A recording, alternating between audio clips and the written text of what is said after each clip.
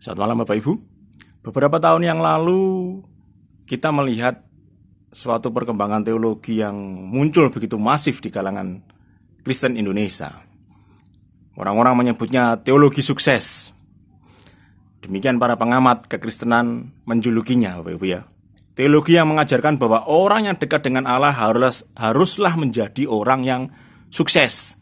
Atau bisa diterjemahkan haruslah menjadi orang yang kaya. Jika orang Kristen tidak kaya, maka pasti ada dosa dalam diri orang tersebut yang belum dibereskan. Tak heran orang berlomba-lomba memberikan sumbangan yang besar pada gereja dengan harapan dikatakan sukses. Dan akhirnya predikat orang yang dekat dengan Tuhan pun mengiringinya.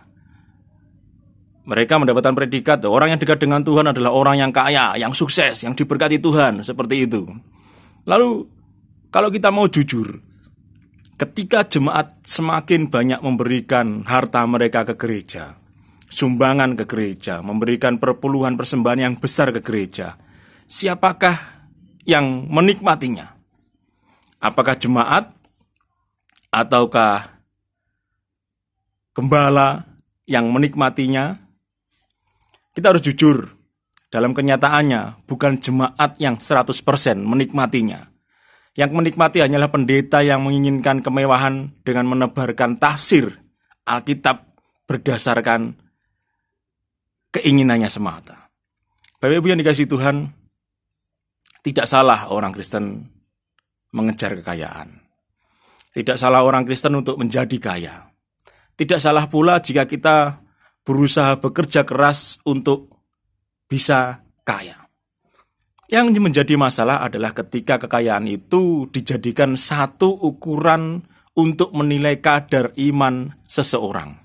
Yang menjadi masalah adalah ketika kekayaan dipakai untuk menilai kadar dekat atau jauhnya seseorang. Dan yang paling berbahaya adalah ketika kekayaan dipakai untuk menilai apakah seseorang itu berdosa atau tidak. Ketika orang kaya, itu adalah berkat Tuhan yang diberikan kepadanya. Demikian pula ketika seseorang belum kaya atau dia masih hidup dalam kemiskinan, itu juga merupakan satu berkat Tuhan yang diberikan kepada dia. Kekayaan atau kemiskinan itu harusnya merupakan satu berkat, karena Tuhan punya rencana di dalamnya. Dan seharusnya gereja tidak boleh mengelompokkan, mengklasifikasikan jemaatnya itu berdosa atau tidak, jemaatnya itu dekat dengan Tuhan atau tidak, jemaatnya itu rajin ke gereja atau tidak, hanya berdasarkan kekayaan yang dimiliki oleh jemaatnya tersebut. Adalah satu hal yang ironis jika gembala, orang yang seharusnya dekat dengan Tuhan, mengerti firman Tuhan, menafsirkan Alkitab seenak udelnya semata, hanya untuk supaya jemaat berlomba-lomba memberi ke gereja, jemaat berlomba-lomba memberi ke gereja. Ya, baik kalau apa yang diberikan jemaat itu kembali kepada jemaat lagi, kembali diberikan kepada jemaat untuk kesejahteraan jemaat. Jadi semua orang di gereja itu saling menopang ekonominya sehingga tidak ada yang terlalu kaya atau tidak terlalu miskin, tetapi mereka semua sama-sama menikmati berkat Tuhan, sama-sama bisa hidup berkecukupan. Tetapi jika berkat-berkat yang disalurkan oleh jemaat itu dihimpun oleh gereja dan kemudian hanya dinikmati oleh gembala, itu yang bersalah, itu yang salah. Hamba Tuhan tidak layak untuk menikmati berkat yang sudah disalurkan oleh jemaat sendiri. Hamba Tuhan tidak berhak menikmati sendiri berkat-berkat persembahan yang disalurkan oleh jemaat. Dia harus menjadi penyalur berkat. Seorang gembala harus menjadi penyalur berkat dari jemaat yang berkelebihan kepada jemaat yang berkekurangan. Gembala harus menjadi penyeimbang di antara jemaatnya. Dia harus mampu untuk menyalurkan berkat yang sudah diterima, persembahan yang sudah diterima oleh gereja untuk disalurkan kepada jemaat yang membutuhkan. Jika pendeta, jika gembala setempat bisa berbuat seperti ini, menyalurkan berkat ini, maka kekristenan akan menjadi suatu agama yang seimbang dalam perekonomian jemaat. Tidak ada hubungannya antara orang yang kaya itu berarti orang diberkati Tuhan, kemudian orang yang kaya itu tidak berdosa. Tidak ada hubungannya. dosa dan berkat itu tidak ada hubungannya. Setiap orang mendapatkan sesuatu itu berdasarkan ukuran yang dimilikinya. Ingat Ayub, dia kaya, tidak pernah berbuat dosa. Di Alkitab diceritakan seperti itu, tetapi dia juga bisa jatuh miskin semiskin-miskinnya karena ujian dari Tuhan. Kekayaan itu bisa merupakan ujian, juga bisa merupakan berkat. Demikian pula dengan kekurangan, bisa merupakan ujian, juga bisa merupakan berkat dari Tuhan. Tergantung bagaimana hal tersebut dipandang dari sisi teologis. Tidak berarti orang yang miskin dia adalah orang yang banyak dosa. Tidak berarti orang yang kaya adalah dia orang yang tidak pernah berbuat dosa. Tidak.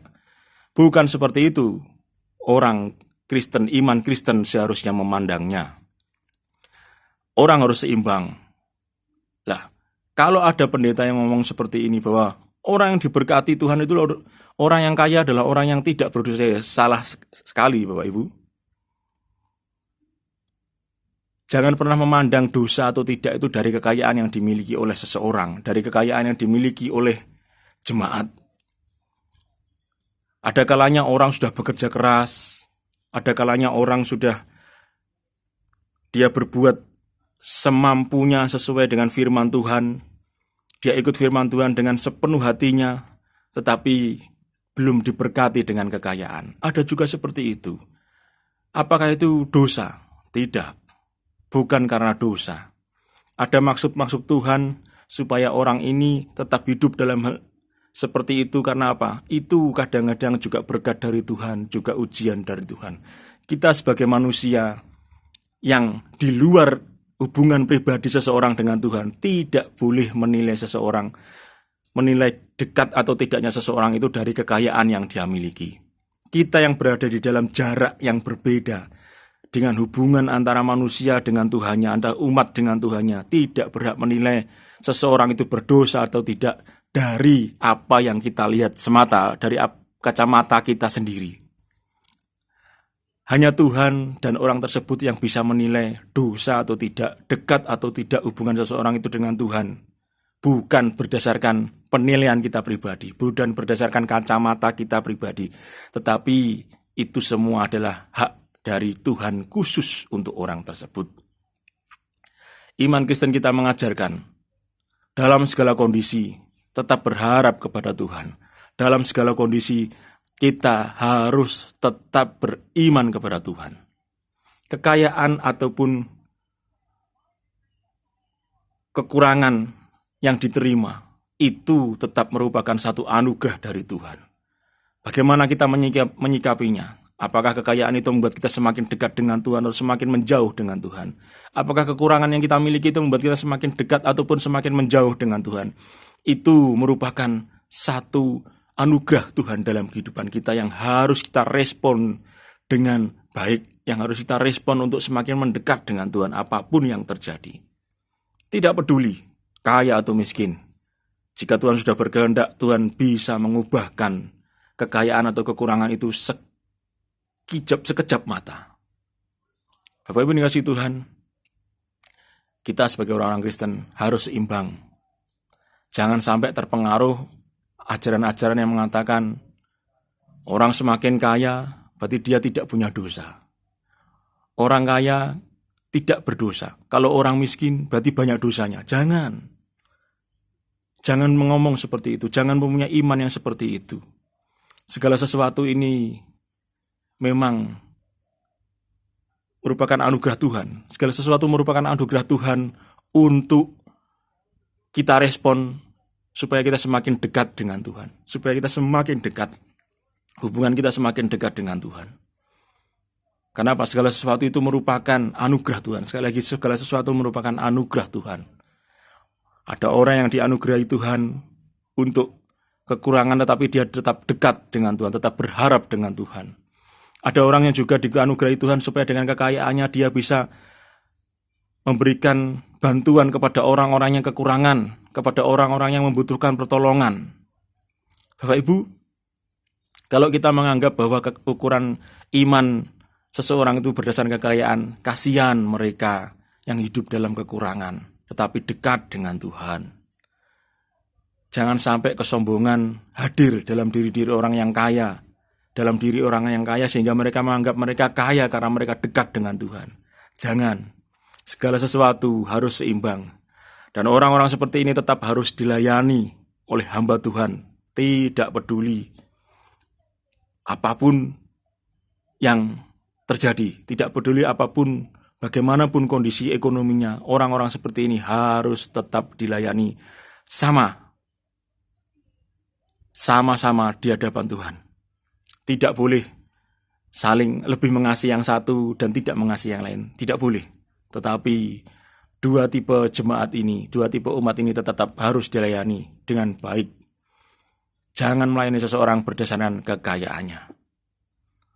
Saya tidak akan memperpanjang, tapi saya mengharap Bapak, Ibu, dan Saudara yang menyaksikan video ini kembali melihat apakah kita pernah punya penilaian bahwa orang-orang yang kaya adalah orang yang dekat dengan Tuhan, yang tidak berdosa, dan mereka yang miskin adalah orang-orang yang melakukan dosa.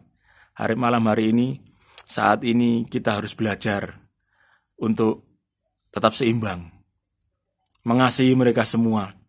Yang kaya berusaha untuk membantu orang-orang yang kekurangan, orang-orang yang membutuhkan. Dan yang miskin tetap juga harus bekerja. Jangan menggantungkan hidup kepada orang-orang di sekitar kita. Berusaha untuk mandiri. Kita berdoa kepada Tuhan, karena Tuhan pun juga mengasihi kita semuanya tanpa peduli status ekonomi kita. Selamat malam, Tuhan memberkati sampai kesudahan zaman.